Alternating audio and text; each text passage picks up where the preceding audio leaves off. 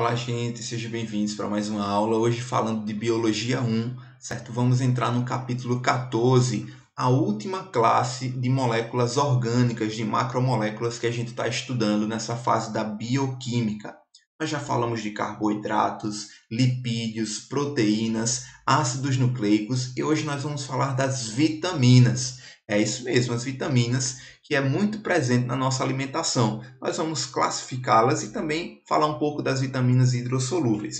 Vamos identificar a importância das vitaminas no organismo, diferenciar as vitaminas hidrossolúveis de lipossolúveis, diferenciar as principais funções relacionadas às vitaminas do complexo B e também identificar as consequências da carência da vitamina C, beleza?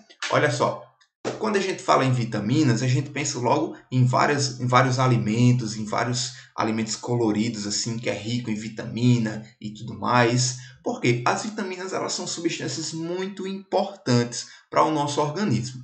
Preste atenção. A gente falou de algumas substâncias que são fundamentais no fornecimento de energia ou de construir algum bloco importante no nosso corpo. Nós falamos dos carboidratos que fornecem energia para o corpo. Nós falamos das proteínas que são essenciais na construção da fibra muscular, por exemplo. As vitaminas elas não têm esse papel energético ou de construção, mas elas são importantíssimas para regular todos os processos, porque as vitaminas elas podem atuar como hormônios, como cofatores enzimáticos e como também catalisadores. Como assim? As vitaminas são moléculas que vão meio que ativar o metabolismo do nosso corpo. Então, às vezes a gente tem a molécula, a gente tem o carboidrato, a gente tem a proteína, mas não tem aquela energia de ativação daquela enzima, daquele carboidrato para fazer a transformação de uma molécula na outra. Então, esse processo é ativado pelas vitaminas. As vitaminas são cofatores, ou seja, um fator que atua junto com as enzimas e também auxilia no catabolismo, na catálise, na quebra de algumas substâncias e também regulando alguns processos. Então, elas são fundamentais para o nosso corpo. Tá? Quando a gente tem alguma falta de vitamina, alguma carência, sempre vai ser relacionado a uma doença específica, tá? Muitas vezes a gente não gosta de comer um determinado alimento e aquele alimento é rico em uma determinada vitamina. E quando a gente deixa de comer, a gente pode se sentir com algumas consequências. Quando a gente tem a ausência ou a carência total de determinadas vitaminas, nós temos um quadro de avitaminose. Lembra disso? A, partícula de negação, vitaminose, ou seja, doença causada pela ausência total de vitamina. Quando eu tenho uma carência parcial, ou seja, uma baixa quantidade de vitamina, eu tenho uma pouco baixo vitaminose. Então, é uma doença causada pela presença de pouca vitamina. Quando eu tenho uma hipervitaminose, é o inverso, né? Eu tenho um excesso de vitamina no corpo, então eu vou ter uma doença causada pelo excesso, pelo acúmulo dessa vitamina. Então, para você ver que até vitamina em excesso pode fazer mal e causar alguma doença, as hipervitaminoses. A gente tem dois tipos de vitaminas, duas grandes classes de vitaminas. Nós temos as vitaminas hidrossolúveis, que pelo nome você já identifica, são aquelas que são solúveis em água, e as vitaminas lipossolúveis, que são solúveis em gorduras, em óleos, em lipídios. Tá? Então, essas duas classes, por exemplo, as vitaminas hidrossolúveis, são as mais abundantes e mais presentes no nosso organismo. Por quê? Por elas serem solúveis em água, elas são facilmente transportadas pelo sangue, porque elas conseguem se misturar com a água do plasma sanguíneo. E como principais representantes dessas vitaminas, nós temos a vitamina C, muito conhecida, e também as vitaminas do complexo B, tá bom? Hoje nós vamos falar rapidamente sobre as vitaminas hidrossolúveis. Então se liga aí nesse mapa mental, nesse fluxograma aí de várias informações. Como eu falei para vocês, as vitaminas hidrossolúveis, elas são principalmente as do complexo B e também a vitamina C, tá? Então a gente tem vários tipos de vitaminas, vários tipos de alimentos que podem ser encontrados essas vitaminas, perdão. Como por exemplo, as vitaminas do complexo B1. ela é também chamada de tiamina, essa vitamina. Ela é responsável pelo metabolismo energético, ou seja, para regular a nossa produção de energia. E a gente encontra essa vitamina em carnes e cereais, nozes, verduras, na cerveja também encontra essa vitamina. E a ausência da vitamina B1 causa uma doença chamada de beriberi. Essa doença é causada pela ausência da proteína B1 e causa uma fraqueza. Ela é também chamada de doença do sono, porque a pessoa fica com sono, cansado. Por quê? Não tem vitamina que ajuda no metabolismo energético, então a pessoa fica fraca. Tá se ligando?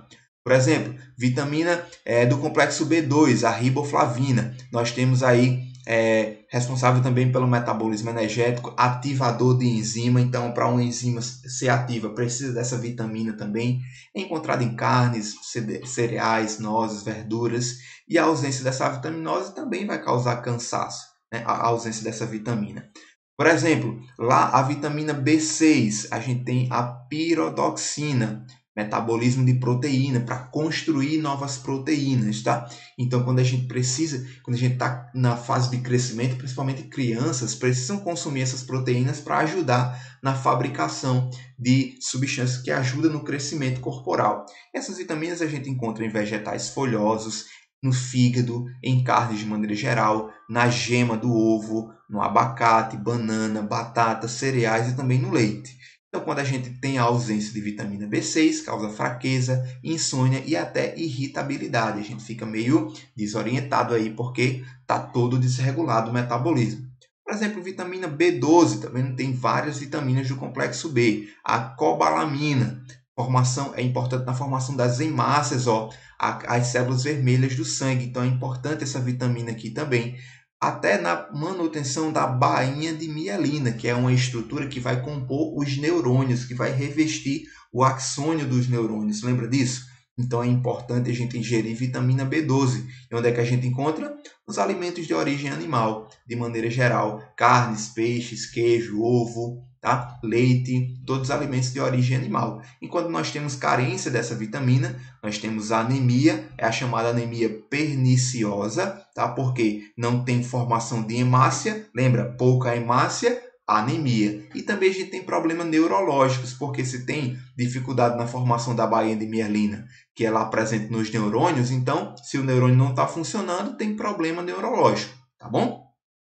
Vitamina B5, ácido pantatênico, metabolismo energético e síntese de lipídios. Importante construir lipídios para o nosso corpo, para fazer a camada de gordura que protege os nossos órgãos, tá? Óbvio que não é uma camada muito grossa.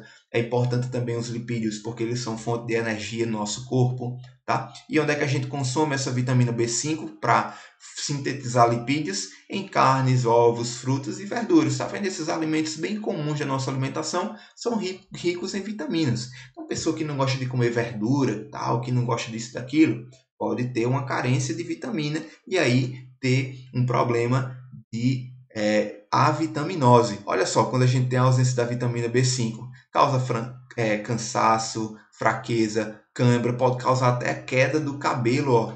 As pessoas que têm cabelo caindo, muitas mulheres, né? Pode ser ausência de vitamina B5. Então, se alimentar desses alimentos ricos em vitaminas B5 também. Proteína B7, biotina, metabolismo de formação da pele e também é um cofator enzimático. Vitamina B7 importante para regulagem e formação das estruturas da nossa pele. Encontrado novamente na levedura, né, composto do pão, certo? Em massas de maneira geral.